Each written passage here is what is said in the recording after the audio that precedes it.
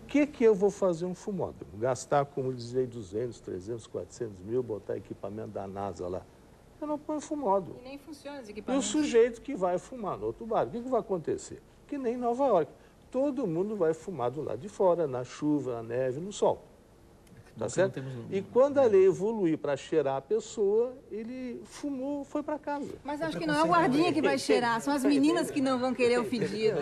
Então, eu não estou defendendo não, mas eu o acho que fumante. isso está muito Veja bem, né? Vamos... Não, não, é mesmo assim. Não, está muito... É só ler isso aqui. Não pode ter Você essa chegou postura. desarmado, você não leu isso aqui. Se tivesse listo, era mais fácil para te argumentar com mais correteza. Entende? Mas então, eu não estou defendendo o fumante, eu não estou defendendo o fumódromo, eu não estou defendendo fumar no meu bar. Ficou excelente o ar lá dentro, dito por todos os fumantes. Eu não ponho ninguém para a rua, todos saem de própria vontade. A única coisa que nisso tudo me incomoda é se alguém fumar um cigarro lá dentro, eu pago a multa. E se ele fumar maconha, eu não pago a multa. Isso me incomoda. Isso é tirar uma coisa minha. Isso, para mim, é totalmente anticonstitucional. É multar o dono do bar. Eu não posso tutelar uma pessoa adulta dentro do meu bar. Mas o senhor é responsável pelos seus... Eu posso tutelar um bêbado ou uma criança. Mas uma pessoa adulta, eu não posso... Mas o senhor é responsável pelos seus empregados. E se um garçom seu tiver um infarto, o senhor é responsável, porque você estava expondo ele a substâncias comprovadamente carcinogênicas. Garçons no Brasil tiveram infarto? Sei, Sem tanto que não tem mais garçom nesse país. 50% mais chance do que as pessoas que não... Eu estou perguntando quantos tiveram infarto. Em números absolutos, eu não sei, porque o Brasil não tem esse tipo de registro. Não chuta, porque nem aqui não chutaram. Não existe esse número, porque a gente não põe profissão, né, e teria que ser investigado. O Brasil não tem esse tipo de dados ainda. Então nem aqui não tem. Mas eles têm nem um risco aqui, maior. Não, eu sei porque não isso é o mundo todo. Mas então, eles sua têm Bíblia. um risco maior pela OIT, que é a Organização Internacional do Trabalho. Existe um risco muito maior do garçom. Estatisticamente, quando você vai ver a história dele de trabalho, ele tem um maior risco sim. O senhor tem que proteger, por isso que mas sim. Então, eu não tenho dados, eu não recebo. A minha informação hoje, eu consigo para o senhor, ele manda pela internet. Mas vamos voltar à história do fumódromo. O objetivo principal não era fazer uma divisão entre clientes que não fumam e não gostam do ser e isolar também os funcionários que estão lá para trabalhar e não para tirar a fumaça do cigarro. Adoecer, né? Separar essa turma daquela pessoa que por opção de vida resolveu fumar o seu cigarro. Resolveu fumar o primeiro cigarro e ficou viciado. Isso, ficou viciado. E que também come, e que também bebe, e que também gosta de conversar com os amigos e conviver. O objetivo principal não era esse? Não, o objetivo principal é reduzir o consumo de tabaco, de cigarro. Quer dizer, o único efeito colateral dessa lei, gente, o único efeito não é nada em bar, restaurante, hotel. O único efeito é reduzir a venda de cigarros. Por isso que o lobby da indústria do tabaco é tão forte. Né? Então ela não está cumprindo o objetivo? Se não acontece, ela não está cumprindo o objetivo. Eu vou dizer o seguinte, capital mundial dos pubs, bares e de todos os tipos e afins, Irlanda, Inglaterra. Começou a vigorar a lei em 1º de julho de 2007, salvo engano. E 2004 na Inglaterra. 2004 na Irlanda. 2004 na Irlanda, mas a Inglaterra mesmo foi dia 1º de julho e foi posterior. Tá? A informação que eu tenho é da Inglaterra. Em 6 meses de lei, 400 mil pessoas pararam de fumar. Exatamente, isso que eu digo. 400 mil pessoas pararam de fumar. Quantos pararam de ir ao pub? Isso numa estatística... Nenhum. Olha, eu estive na Irlanda. No ano passado e os pubs estavam cheios. Ninguém vai no pub para fumar, ninguém vai no restaurante para fumar. Os pubs estavam cheios. Estavam cheios. Eu fui para Dublin, convidada pelo Lance Armstrong, justamente, e a gente esteve lá e todo. E as pessoas saem para fumar. E pode estar nevando até. E olha que o clima de Dublin é complicado. O pior, a pessoa não sai para fumar, ela passa a ser obrigada a fumar por causa do vício dela, por causa da dependência. Não gosto da palavra vício, mas vamos usar a palavra dependência, que é como, inclusive, a Organização Mundial de Saúde trata, que é uma doença. Tá? Sem dúvida. A doença, Aqueles que são dependentes do fumo não devem fumar em lugar nenhum. Exatamente. Nem no meu bar. A questão é... Agora, aqueles que não são dependentes. Todos são dependentes. Eu sou médica, como o senhor disse, eu posso lhe dizer que a dependência do tabaco é muito forte. Em maior ou menor grau. Quer seja ela uma dependência simples de um consumo exacerbado ou, às vezes, até uma muleta psicológica. Então, até 1900 não tinha nenhuma reclamação. Porque não tinha nenhuma estatística. Richard Doe, 1950. Não tinha evolução científica. Eu já trouxe esse exemplo aqui outras vezes. Não tinha tanta fumação de cigarro. Não tinha tanto Não se fumava tanto naquela época como hoje. A gente chegou a índices de quase de 30, Quando é que foi que a primeira mulher fumou o público? Foi a namorada de Chopin. Isso.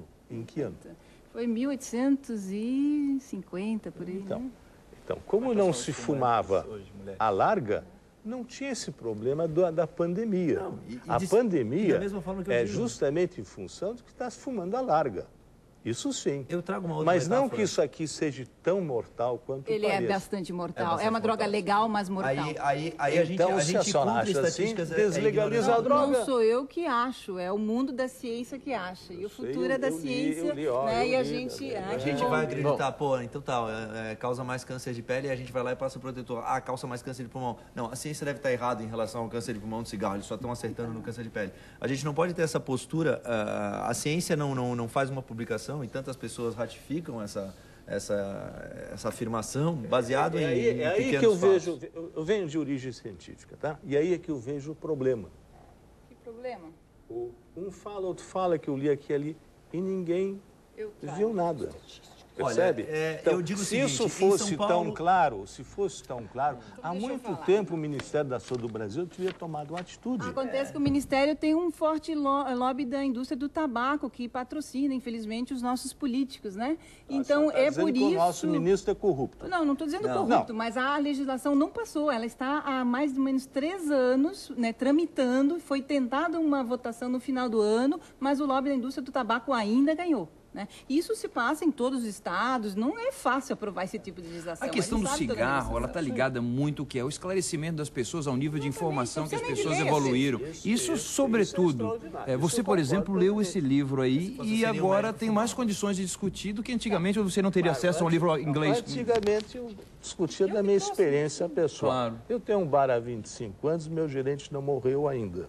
Tá, eu posso falar de estatística? É o mesmo. Vamos fazer o seguinte. Nenhum do meu bar teve nada. Isso não é estatística, senhor. Isso não é epidemiologia. Mas isso a gente não pode generalizar. Senhora. Não podemos generalizar. Isso é experiência pessoal. Isso é relato de caso. Eu disse a você que eu, no começo, eu falei da minha experiência pessoal. Agora eu estou falando desta experiência aqui e mudou. Desta, o senhor conhece? Não, a senhora não me deu ainda. Então, isso aqui foi considerado a legislação, né, para proibir o fumo em lugares fechados, um dos 10 maiores avanços da primeira década do século Sobre isso, XXI. a senhora fala daqui a pouco, depois do intervalo. Mas, antes do intervalo, vamos com uma dica de vinho da Expand Store. Você confere agora...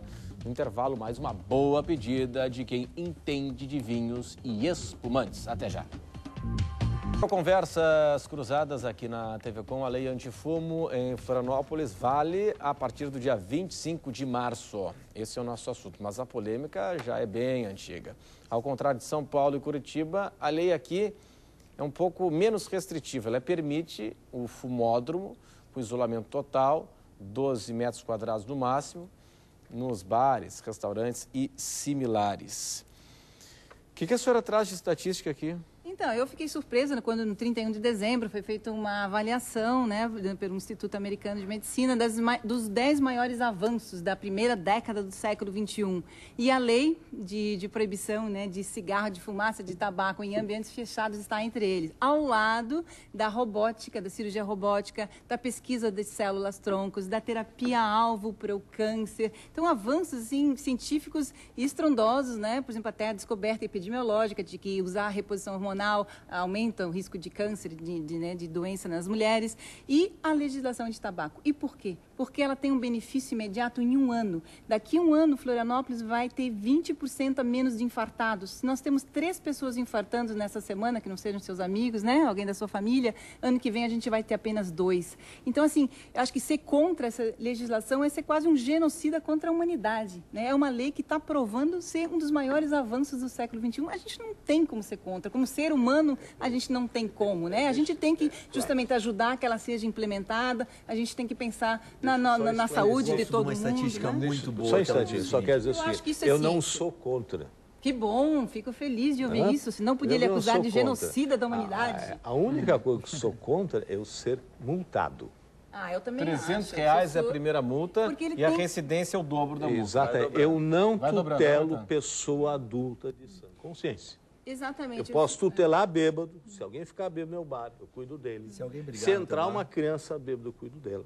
Criança pequena, eu cuido dela. Se entrar uma criança com o pai é avisado e dali para frente é ele que vai responder pelo seu filho dentro do meu bar. Porque o pai é adulto e está de sã consciência.